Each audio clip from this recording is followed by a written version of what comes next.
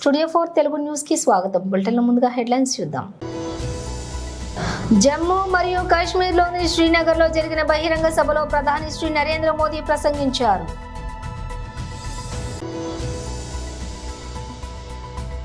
ప్రజాభవన్ ముందు మళ్లీ భారీ కంచెల ఏర్పాటు.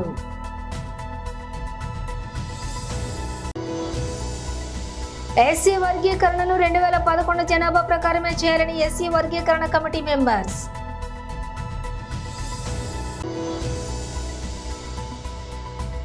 విదేశీ రాజకీయాల్లో బీజేపీ బీఆర్ఎస్ ఒకటే, మంత్రి సీతక్క.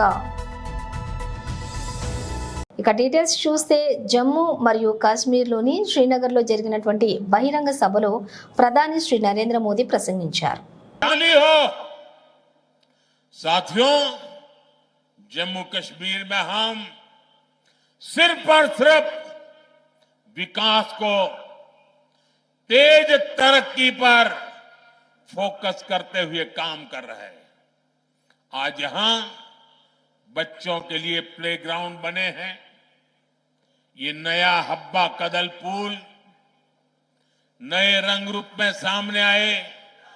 जीरो ब्रिज और अब्दुल्ला ब्रिज, गांदरबल में वाइल्ड ब्रिज, डल लेक और झेलम के इर्द गिर्द की सुंदरता, श्रीनगर की सड़कों पर दौड़ती इलेक्ट्रिक बसें, चकाचक पोलो व्यू मार्केट, आज चारों तरफ जो ये नयापन आ रहा है, जो खूबसूरती बढ़ रही है, ये सारे काम पहले भी हो सकते थे.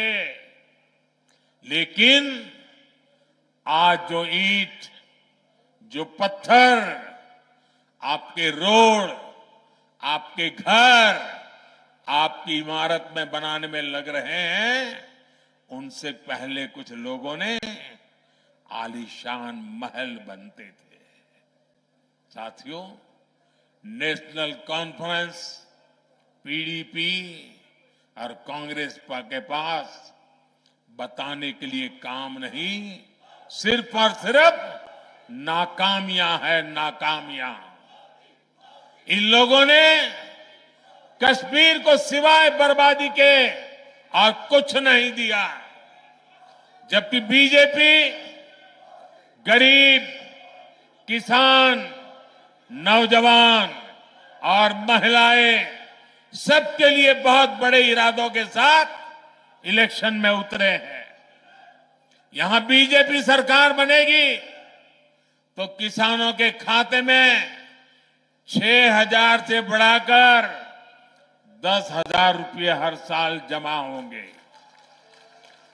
यहां बनने वाली बीजेपी सरकार हर परिवार की सबसे बुजुर्ग महिला के खाते में हर साल 18,000 रुपये जमा करेगी. आज जम्मू कश्मीर के हर परिवार के पास 5 लाख तक मुफ्त इलाज की सुविधा है. यहां बीजेपी सरकार बनी तो 7 लाख रुपये तक मुफ्त इलाज मिलेगा. बीते सालों में यहां गरीबों को हजारों घर मिले हैं. अब दिल्ली की केंद्र सरकार यहां 24 घंटे बिजली, और वो भी मुफ्त बिजली देने के लिए काम कर रही है.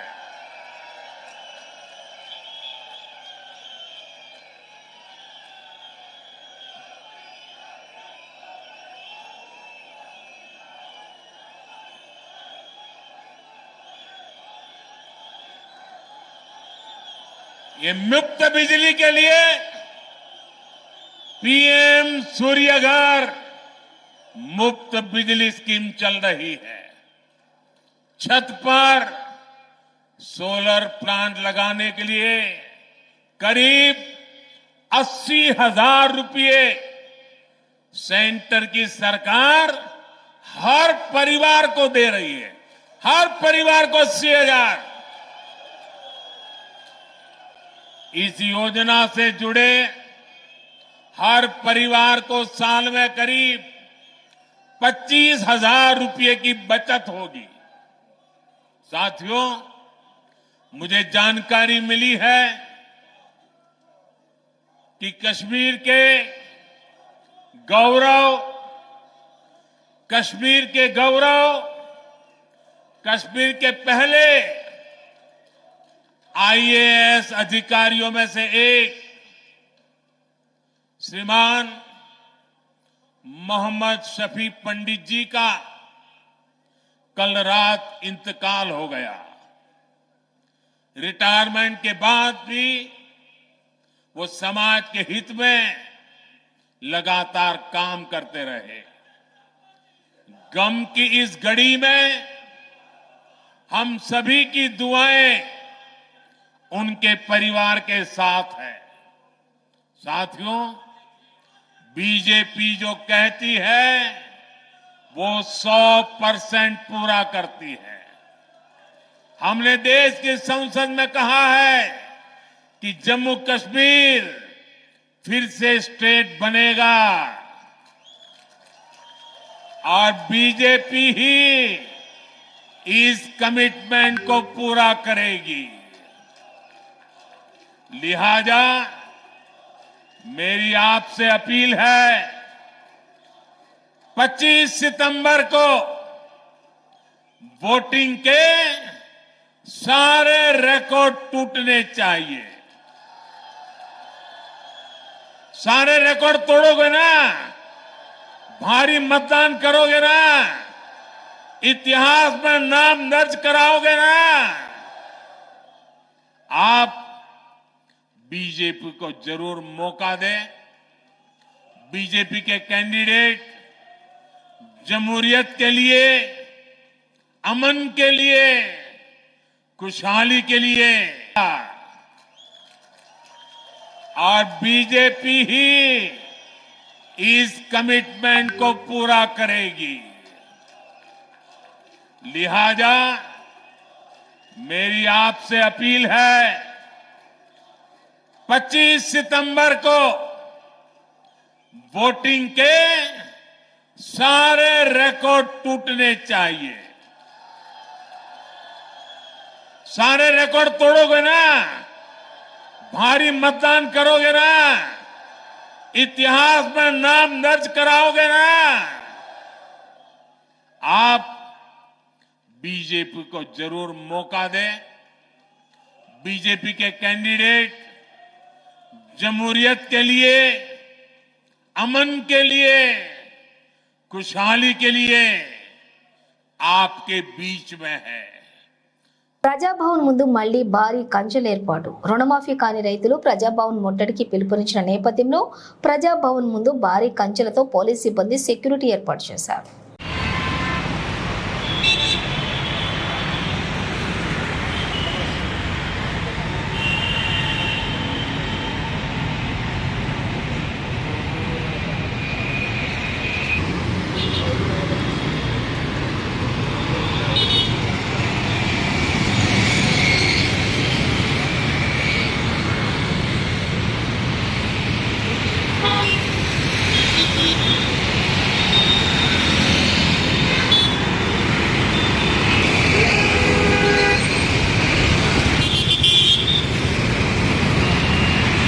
ఎస్సీ వర్గీకరణను 2011 జనాభా ప్రకారమే చేయాలని ఎస్సీ వర్గీకరణ కమిటీ మెంబర్స్ మంత్రులు సీతక్క, పొన్నం ప్రభాకర్ కు వినతి పత్రం ఇస్తున్న మాజీ మంత్రి చంద్రశేఖర్, సతీష్ మాదిగ, మేరీ మాదిగ వరప్రసాద్.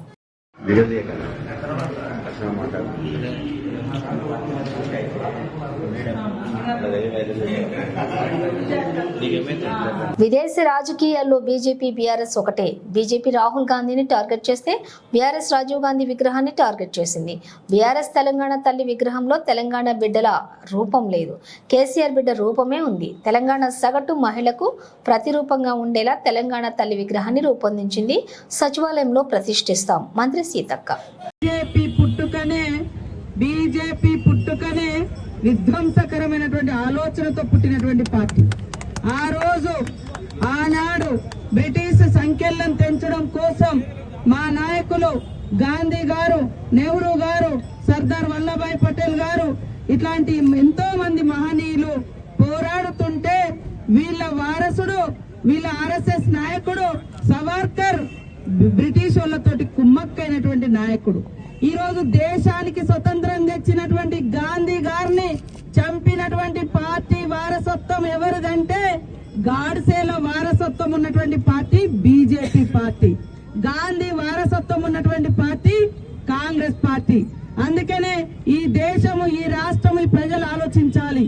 ఎవరు ఈ దేశం కోసం జైళ్లలో మగ్గిండ్రు, ఎవరు ఈ దేశం కోసం త్యాగాలు చేసిరు, స్వేచ్ఛ కోసం పోరాటం చేసిరు, ఆ స్వేచ్ఛను అడ్డుకోవడం కోసం ఆనాడు బ్రిటిష్ వాళ్ళతోటి కలిసిపోయినటువంటి పార్టీ గాడ్సేల పార్టీ, గాంధీని చంపినటువంటి పార్టీ బీజేపీ పార్టీ. వాళ్ళ నాయకులు ఇవాళ తన్వీర్ సింగ్ ఎమ్మెల్యే, మాజీ ఎమ్మెల్యే, అదే విధంగా సంజయ్ సింగ్ గైక్వాడ్. అత్యంత దురదృష్టకరంగా రాహుల్ గాంధీ గారు పేదల కోసం పోరాడుతున్న నాయకుడు. కులగణన, జనగణన జరగాలి, ఈ మనమెంతో మనకెంత వాటా కావాలి, అప్పుడే ఈ పేదరికం పోతుంది, సామాజిక న్యాయం జరుగుతుంది, రిజర్వేషన్ ఉండాలి, పేదలకందరికీ న్యాయం జరగాలని పార్లమెంట్ లో కొట్లాడుతున్నటువంటి నాయకుడి మీద కావాలని ఇవాళ వాళ్ళన్ని దుర్మార్గాలు చేస్తారు. వాళ్ళ గురించి మాట్లాడితే దేశం పరువు పోయిందని. అరే ఆర్ఎస్ఎస్ గురించి మాట్లాడితే ఆర్ఎస్ఎస్ అనేది ఒక సంస్థ, మీ బీజేపీ సంస్థ.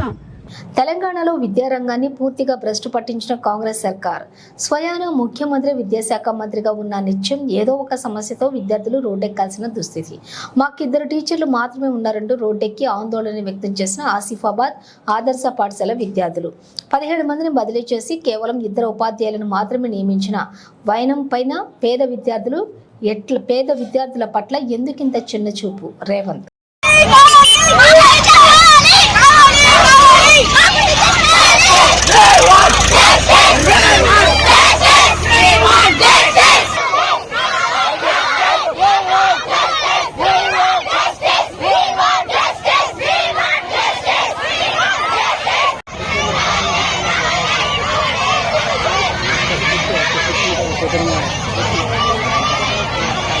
చదువుతున్నా. మా కాలేజ్ నుంచి 17 మెంబర్స్ టీచర్స్ వెళ్ళారు, కానీ వచ్చింది 2 మెంబర్స్. మా భవిష్యత్తుకి బాధ్యులు ఎవరు?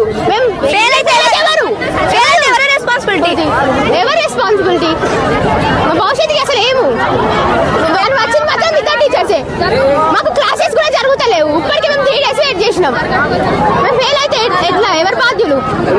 ప్రత్యక్ష ప్రసారం ఎమ్మెల్యే పల్లా రాజేశ్వర్ రెడ్డి తెలంగాణ భవన్ లో విలేకరుల సమావేశం. 8 నెలల నుంచి పాలిస్తున్న కాంగ్రెస్ నాయకులు, ముఖ్యమంత్రి, ఆర్థిక మంత్రి, మిగతా వాళ్ళందరూ కూడా రోజు ఏడుపు కొట్టు మాటలే ఏడుస్తూనే ఉంటారు. కేసీఆర్ గారి దగ్గర ఏదో అభివృద్ధి జరగలే, మేం మాత్రమే అభివృద్ధి చేస్తాం, రోజు అప్పుల్లో ఉన్నది, దివాలా తీసింది అనే చెప్పే ఏడుపు కొట్టు మాటలతో ఈ యొక్క తెలంగాణ రాష్ట్రాన్ని ఎక్కడికో తీసుకుపోదామని చెప్పేసి బ్రహ్మాండంగా నెంబర్ 1గా ఉన్న దాన్ని పాతాళానికి తీసుకుపోయే విధంగా వీళ్ళ యొక్క మాటలు, చేతలు. 10 నెలలైనా కూడా ఒక్క ఆలోచన విధానం కూడా ముందుకు రాలే,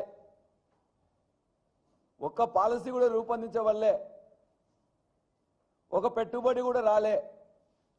ఉన్న పెట్టుబడులందరూ కూడా పెట్టుబడిదారులు పోయేటందుకని చెప్పేసి వాళ్ళందరినీ భయపెట్టిస్తూ ఉన్నారు. మేము పాలసీలు రూపొందించి అద్భుతమైన కట్టడాలను నిర్మిస్తే ఇవాళ పాలసీలు లేకుండా ఇవాళ కట్టడాలు ఏదైతే కట్టినో కట్టిన కాబట్టి కూడా కూలగొట్టే పని చేస్తున్నారు. మేము కడితే వాళ్ళు కూలగొట్టడం, మేము నిర్మిస్తే వాటిని విధ్వంసం చేయడం, ఇదే పాలసీగా పెట్టుకున్నారు. ఇవాళ వాళ్ళు మాట్లాడుతున్నారు. అన్ని వివరాలు కూడా ఇవాళ 2 ముఖ్యమంత్రులు మాట్లాడిందే మీ దగ్గరికి ఇలా తీసుకొస్తాం. ఇవాళ ఈ రాష్ట్రంలో ఉండే హైదరాబాద్ కానీ, రంగారెడ్డి కానీ, లేక గ్రామసీమల్లో ఉండే భూముల ధరలు ఏ విధంగా పెరిగినాయి 10 సంవత్సరాల్లో అంటే 2 ముఖ్యమంత్రులు కూడా మాట్లాడుతూ వాళ్ళు ఏమన్నారో ఒక్కసారి మనం చూద్దాం.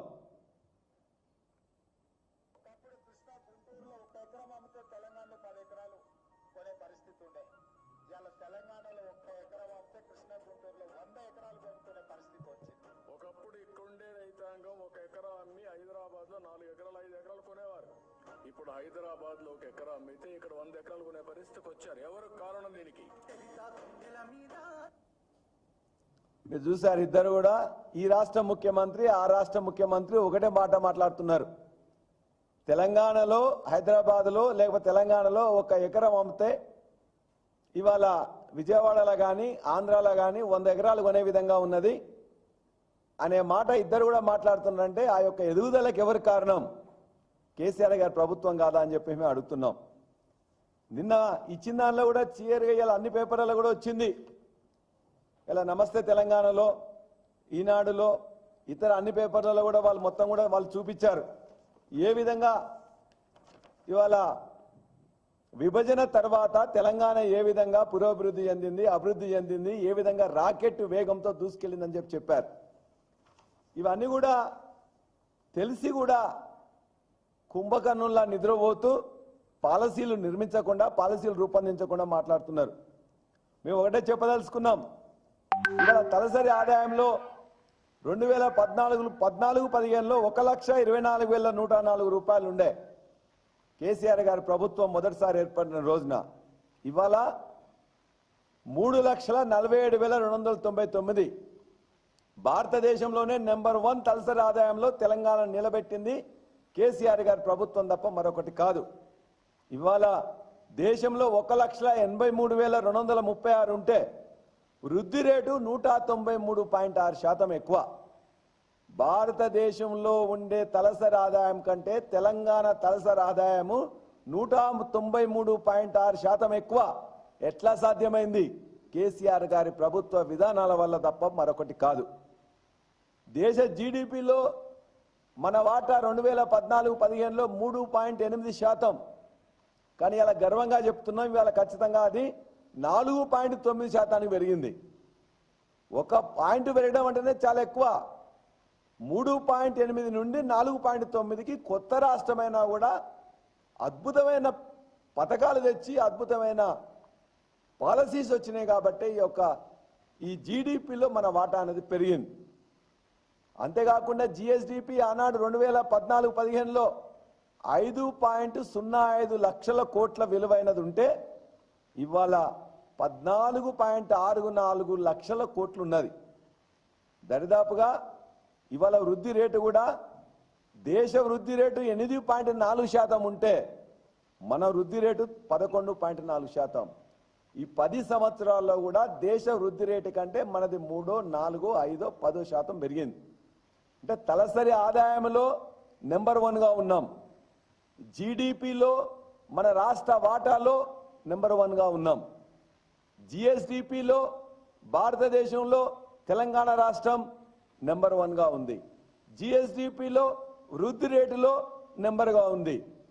మరి ఇంత బ్రహ్మాండంగా జరిగిన ఈ తెలంగాణని అప్పుల రాష్ట్రం, దివాలా తీసిన రాష్ట్రం, చేతగాని రాష్ట్రం, చేతగాని ఈ ప్రభుత్వం ఇలా చేతగాని మాటలు మాట్లాడుతుంది, దివాలా కోరు మాటలు మాట్లాడుతుంది. ఇది ఇప్పటికైనా తెలుసుకొని ఇప్పటికైనా తెలంగాణ రాష్ట్రం ఎక్కడుందో చెప్తే ఆ తెలంగాణ రాష్ట్రానికి ఇంత ఖచ్చితంగా బయట ఏమైనా కావాలంటే కూడా అప్పులు పుడతాయి.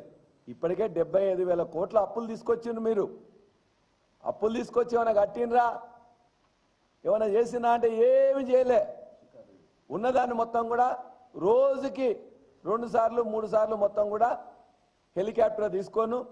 ఈ మంత్రి హెలికాప్టర్ కావాలంటే ఆ మంత్రి హెలికాప్టర్. ఆయన 2 సార్లు పోయినట్టు నేను 4 సార్లు పోయినా. హెలికాప్టర్ల కోసం కొట్లాట.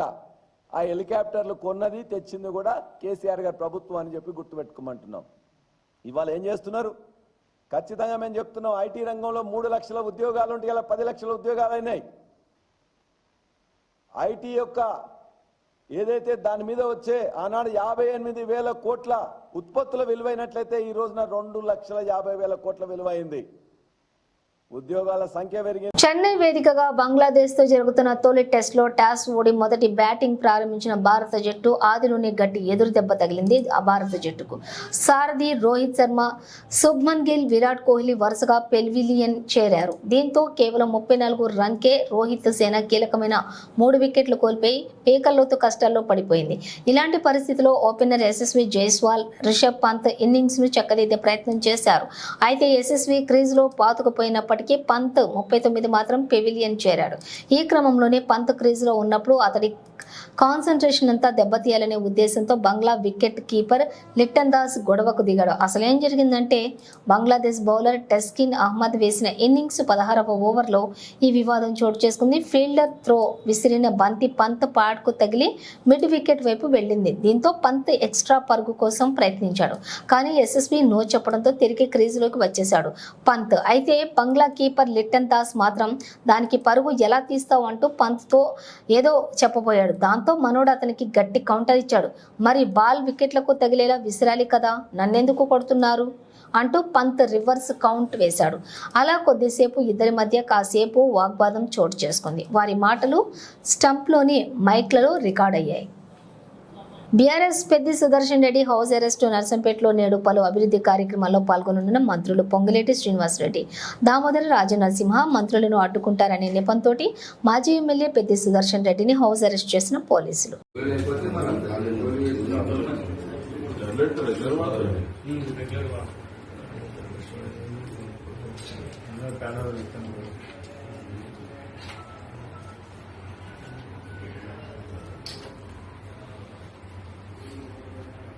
అసిస్టెంట్ కొరియోగ్రాఫర్ పై లైంగిక వేధింపులకు పాల్పడుతున్న ఘటనలో ప్రముఖ కొరియోగ్రాఫర్ జానీ మాస్టర్ పై ఇప్పటికే ఐపీసీ సెక్షన్ 376, 506, 323 కింద కేసులు నమోదైన విషయం తెలిసిందే. ఆ తర్వాత ఆయనపై ఫోక్సో కేసు కూడా నమోదైంది.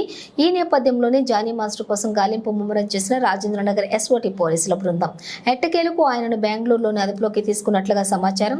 ప్రస్తుతం ఆయనను హైదరాబాద్కు తరలిస్తున్నట్లుగా తెలుస్తోంది.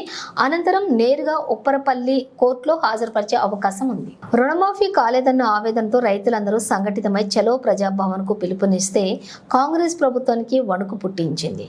రాష్ట్ర వ్యాప్తంగా రైతులను, రైతు సంఘాల నాయకులను ఎక్కడికక్కడ పోలీస్ స్టేషన్లలో నిర్బంధిస్తూ వారిపై కక్ష తీర్చుకుంటున్నది. రుణమాఫీ కోసం పోరుబాట పట్టిన రైతన్నలను అరెస్టు చేయటం దుర్మార్గమైన చర్య. బీఆర్ఎస్ పార్టీ పక్షాన తీవ్రంగా ఖండిస్తున్నాం. అరెస్టు చేసిన రైతులను తక్షణమే బేషరతుగా విడుదల చేయాలని డిమాండ్ చేస్తున్నాం. మాది ఆంక్షలు లేని ప్రభుత్వం, కంచెలు లేని ప్రభుత్వం, ప్రజాపాలన అంటూ డబ్బా కొట్టుకునే రేవంత్ రెడ్డి ఇదేంది? ప్రజాభవన్ చుట్టూ ఎందుకు ఇన్ని బ్యారికేడ్లు, ఎందుకు ఇన్ని ఆంక్షలు? ప్రజాభవన్కు రైతులు తరలి వస్తున్నారంటే సీఎంకి ఎందుకు అంత భయం? రాజకీయ పార్టీల ప్రమేయం లేకుండా మొదలైన రైతుల ఉద్యమాన్ని ఎదుర్కోవటం అంటే రాజకీయంగా వెకిలి మకిలి చిల్లర వ్యాఖ్యలు చేసినంత సులువు కాదు. రుణమాఫీ ఏమైందని నిలదీసేందుకు వస్తున్న రైతులకు ఏమని సమాధానం చెబుతావు రేవంత్ రెడ్డి? రైతులందరికీ 2 లక్షల రుణమాఫీ చేస్తానని చెప్పి మాట తప్పావు. ఇప్పుడు అది నీకు, నీ ప్రభుత్వానికి ఉరితాడు కాబోతోంది. రుణమాఫీ చేసి తీరేదాకా నిన్ను బీఆర్ఎస్ పార్టీ వదిలిపెట్టదు, తెలంగాణ రైతాంగం వదిలిపెట్టదు.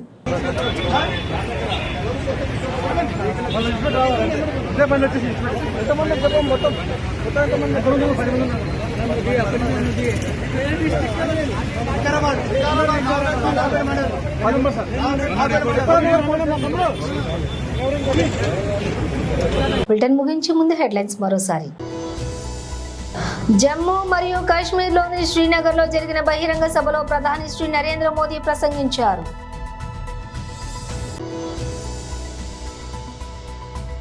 ప్రజాభవన్ ముందు మళ్లీ భారీ కంచెల ఏర్పాటు.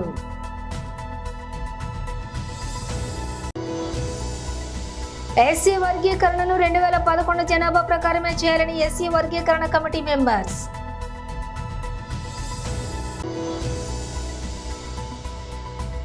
విదేశీ రాజకీయాల్లో బీజేపీ బీఆర్ఎస్ ఒకటే, మంత్రి సీతక్క. ఇవి బులెటిన్ విశేషాలు. మరో బులెటిన్తో మళ్ళీ కలుద్దాం.